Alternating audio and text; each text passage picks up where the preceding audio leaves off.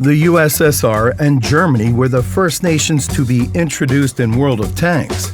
During the open beta test, there were also American vehicles in the game. However, they didn't make it to release. Still, it was just a matter of time. On October 30, 2010, another update was released introducing American vehicles to World of Tanks.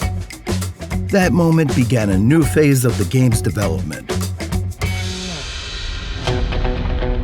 These vehicles changed the gameplay and contributed to the variety of combat tactics. The T-29 occupied Tier 7. This tank featured a solid turret and reliable gun.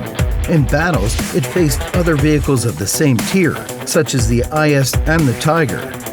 And this Mickey Mouse, just look at its ears on the top turret, was pretty good at its job. Though it didn't always have the best luck. And American heavy tanks were even more fun when it came to higher tiers.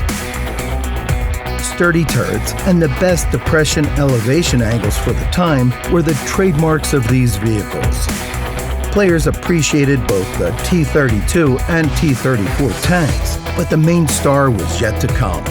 The T-30, the third Tier 10 vehicle in the game, sat atop the branch. It joined the warfare between the legendary Mouse and IS-7. Finally receiving its rightful place in the game. It's no surprise, considering its good depression elevation angles, solid turret, and formidable damage of 750 HP per shot. It was kind of a national hero and laid the foundation for further development of the American branch. The American tank destroyers were introduced 6 months later. Basically, they were typical representatives of this vehicle type. Still, the American tank destroyers of Tiers 8 and 9 had reliable armor, but were extremely slow. Back then, Tier 9 was the highest tier for tank destroyers, and the T-95, the top tier TD, embodied these features to the fullest. So it was called the Doom Turtle.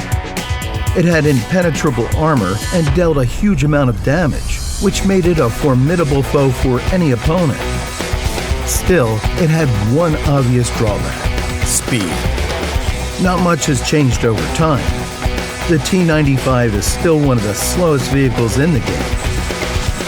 However, back then, this was absolutely new gameplay. In many cases, the Doom Turtle didn't have time to reach enemy vehicles, but when it came to defending the Allied base, the T-95 was second to none.